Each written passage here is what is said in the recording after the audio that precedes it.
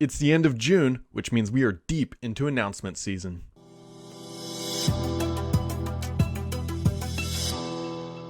Yes, the end of June is a special time in the land of Microsoft. The reason being is that Microsoft's fiscal year ends on June 30th, which is just a couple days away.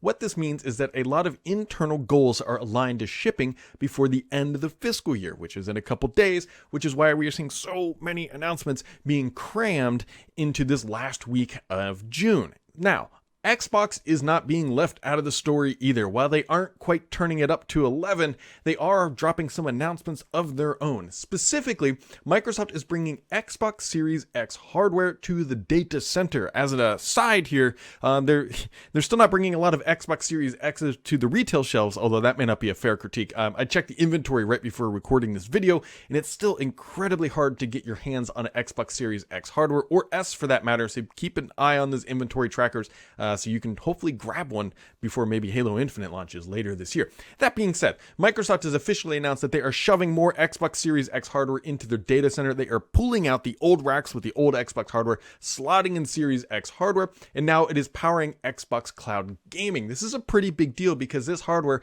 enhances your gameplay experience. I've specifically noticed faster loading times when running Xbox games in my browser, because that is primarily the place I am playing Xbox Cloud Gaming these days. So this has other benefits too. So you're going to get improved load times. You're going to get higher frame rates, although Microsoft is saying that they are limiting it right now to 1080p 60 frames per second as the cap for their streaming capabilities. Now, they didn't explain exactly why, but it's probably not too hard to figure out. One, going to 4K 120 frames per second is really bumping up the spec requirements for the data center. More specifically, I think latency and bandwidth issues are probably exacerbated at that scale. So 1080p around 60 frames per second is a very commendable streaming experience, although hopefully we will get more 4K 120 frames per second streaming in the future. But that is what Microsoft is limiting it to right now, but they're not limiting anymore who can actually play. And Microsoft is saying that if you have an Android device, you have an Apple device, or you have a browser, you can now play cloud gaming as long as you are an Xbox Game Pass Ultimate subscriber. All you got to do is go to xbox.com/play on either your Android or your browser or your iOS or Android. I cannot say that right. iOS or browser. You can just go there, if you're on iOS, open up Safari, go there. If you're on a PC, just go to xbox.com/play. And on Android, you probably get the best experience because there's dedicated apps that will actually allow you to stream that. So this means Microsoft is unlocking cloud gaming for everyone, and you can just go play and do everything else. One more little interesting tidbit is they are saying the browsers that are officially supported are Microsoft Edge, Chrome, and Safari, which actually opens the door a little bit. Now, Edge and Chrome are effectively the same thing. Safari obviously is a little bit different when you look at the underpinnings of it. I haven't actually tried it on Firefox, Vivaldi, or Opera, or any of those other ones to see how well cloud gaming performs, but maybe somebody can let me know if it's a better experience than what you see potentially on Edge or Chrome or Safari. It is also available in 22 different countries. This is a big milestone for Microsoft. It means they are officially done with their limited scope testing of their cloud gaming experience. It means they're going to get more people in there, and anybody who's paying for it can now just go up and start playing. Honestly, I still think the best experience, at least as of right now when it comes to cloud gaming, is in your browser.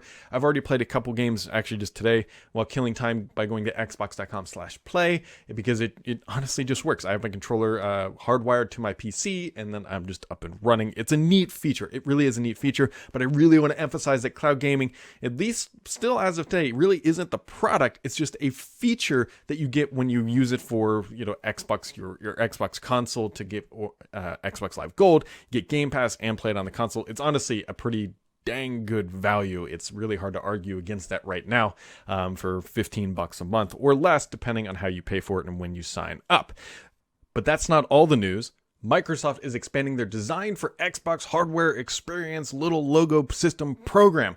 Now, I say that in jest, but Microsoft is expanding this program with a couple new, some familiar pieces of hardware, and one that looks really super interesting. So we have the Backbone, which I have already showcased on this channel, which is a device primarily, at least as of right now, designed for iOS devices that is getting the logo. And also the Razer Kishi is also getting this logo as well. And these devices just hook on onto your mobile phone. You put them on there, it turns them into a Nintendo Switch-like experience. You should definitely do your research about if the Backbone or the Kishi is for you, but both of them offer a really good mobile handheld experience, and it is much better than connecting a Bluetooth controller to your mobile phone. But one of the super interesting ones is actually from OtterBox. OtterBox is introducing new hot swappable batteries for your controller. Yeah, you heard that right. Hot swappable. So what this is there's effectively three, I guess, if you include the charging station.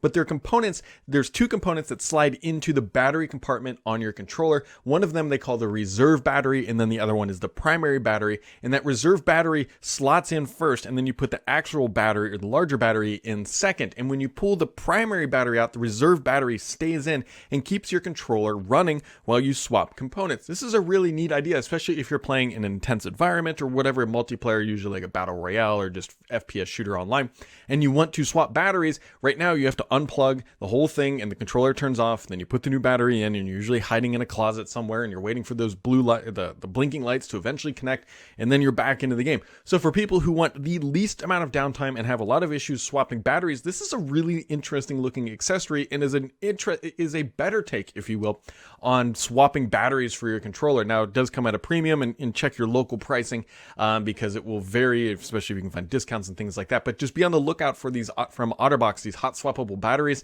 I think it's one of the better innovations we have seen, honestly, in some of the controllers in the past couple generations. So super interesting stuff.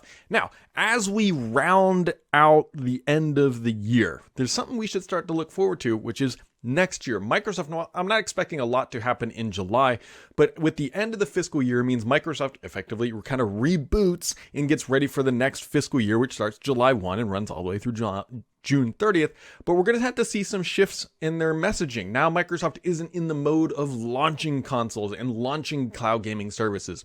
Their next generation consoles are out in the market and out running wildly out of stock for most cases. And their cloud services are also now out and available to everybody, which means as we approach the holiday shopping season, which realistically Microsoft is deep in the planning of, I'm going to be curious to see how their marketing messaging changes. There's two components to this, by the way, because Microsoft should, at least on paper, have a good idea if these consoles are going to be readily available in stock when people go to Best Buy or wherever this holiday season and being able to grab one off the shelf. If the answer is they believe that is yes, then they can push these consoles pretty heavily and say, like, look, come buy the best value in gaming. It's Xbox Series S. You can go buy it at Best Buy. Super easy, super fun. Now, we don't quite know if that's true. Microsoft initially thought by about June of this year that game consoles would be on the shelves, but as Sony has already announced, they don't think they're going to be on shelves readily available for maybe another year or so. We don't quite know. And if Microsoft is looking at the horizon and thinking, man, these things are not going to be on store shelves by holiday season in a readily